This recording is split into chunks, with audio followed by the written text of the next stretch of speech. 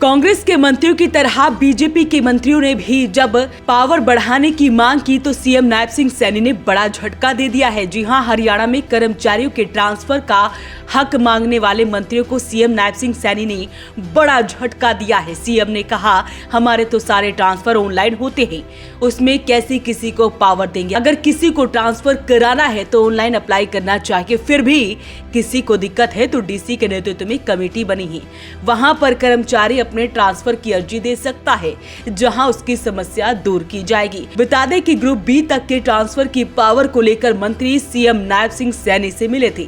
उस वक्त भी सीएम ने उन्हें कोई ठोस जवाब नहीं दिया था। अब सीएम ने पल्ला झाड़ लिया है।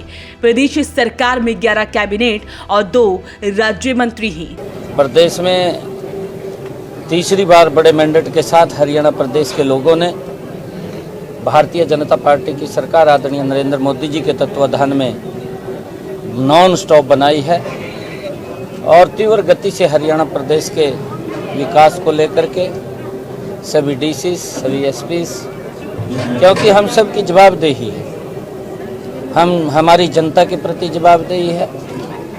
हमने ये भी निर्णय किया है कि हमारे डीसी और एसपी, हमारे अधिकारीगण महीने में एक दिन गांव में जाकर के लोगों की समस्याओं को सुनेंगे, अलग अलग गांवों के अंदर जाएंगे और उसमें हमारे सभी लोग लगेंगे और उसका समाधान वहां पर किया जाएगा।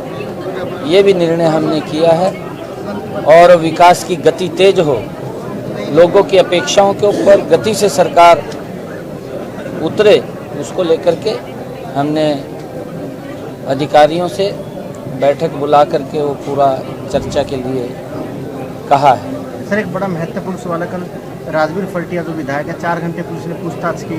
फल्टिया का कहना है कि बीजेपी के नेता राजनीति कर रहे हैं, उनके साथ कांग्रेस के कई विधायक प्रत्याशी पूछताछ में साथ दे रहे हैं। इसका क्या मैसेज है सर? कांग्रेस बीजेपी का कोई नेता न राजनीति इस मामले के ऊपर की है न करते हैं।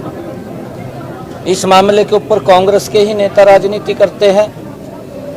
ये वो मामला क्या है क्या नहीं है हमें मालूम नहीं है। हमने कहा भी था कि हमारी सरकार का ये पूर्ण रूप से एजेंडा है कि जो हमारी बेटियां हैं, बेटियों के लिए चाहे ग्रेजुएट है, चाहे पोस्ट ग्रेजुएट है, चाहे गवर्नमेंट कॉलेज है, चाहे प्राइवेट कॉलेज है, सभी कॉलेजों के अंदर बेटियों को मुफ्त शिक्षा देने का निर्णय हमारी सरकार का है और वो निरंतर जारी है। जिस प्रकार से कांग्रेस के उच्च नेताओं ने, उसमें रणदीप सुरजेवाला शामिल है, उसमें कुमारी शैलजा शामिल है, उसमें कांग्रेस के राष्ट्रीय अध्यक्ष खड़गे साहब शामिल हैं, जो ट्वीट करके देर नहीं करते, तुरंत ट्वीट के ऊपर ना तो जानकारी उपलब्ध करते हैं ना जानकारी उनको होती है।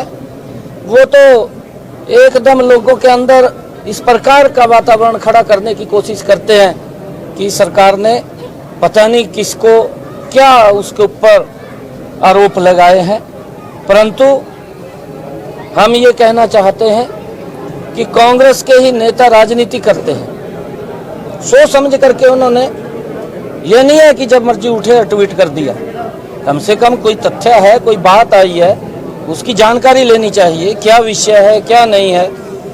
फल्टिया साहब क्योंकि उस कॉलेज की मैनेजमेंट के चेयरमैन हैं, हमने स्पष्ट रूप से कहा है किसी के साथ कोई गलत नहीं होगा और जो दोषी होगा वो बख्शा भी नहीं जाएगा, क्योंकि मामला गंभीर है।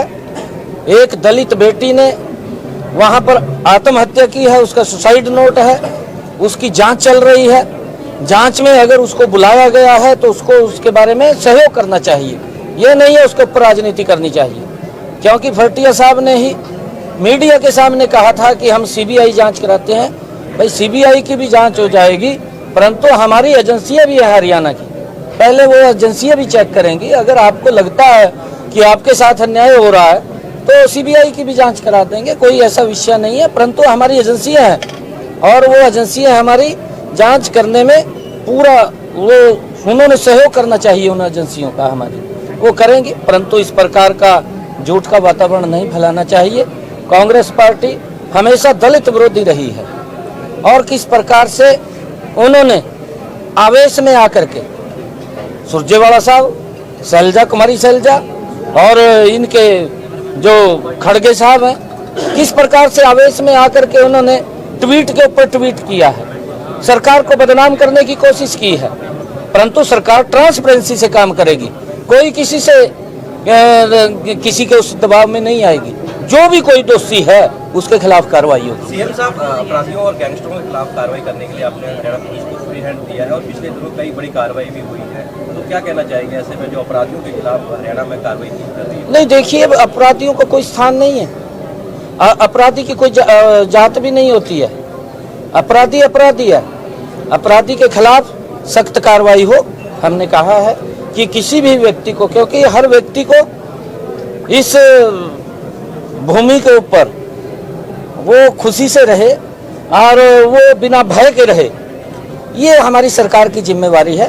अगर कोई भी व्यक्ति इसमें कोई भी क्राइम करता है या किसी को धमकाने की कोशिश करता है तो पुलिस अपना कार्रवाई करती है। कल आप सर मंत्री यूपी गए मिले थे थे कि जो ग्रुप बी के कर्मचारी हैं उनका तबादला करने की भी पावर जो है कैबिनेट मंत्रियों को नहीं है, तो उसकी पावर जो है उन्हें दी है, ऐसा कुछ उन्होंने। हमारी सारी की सारी बदलियाँ ऑनलाइन है, उसमें किसको देंगे? ऑनलाइन बदलियाँ हैं, जब ऑनलाइन बदलियाँ हैं तो ऑनलाइन आप अप्लाई कीजिए। अगर किसी को कोई कर्मचारी को दिक्कत है, वो एक कमेटी बनी हुई है हमारी डीसी के नेतृत्व के अंदर, वहाँ एप्लीकेशन देते हैं, अगर कोई दिक्कत है तो उसको दुरुस्त करेंगे।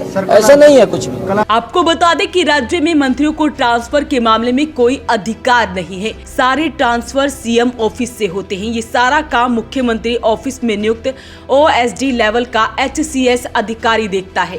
प्रदेश में ट्रांसफर पोस्टिंग का पूरा अधिकार मुख्यमंत्री के पास है। अगर किसी कर्मचारी या अधिकारी को ट्रांसफर करना हो तो पहले मुख्यमंत्री से पूछना पड़ता है, उसके बाद OSD इसके आदेश जारी करते हैं। तो अपील रहेगी इस वीडियो को आप शेयर जरूर करें।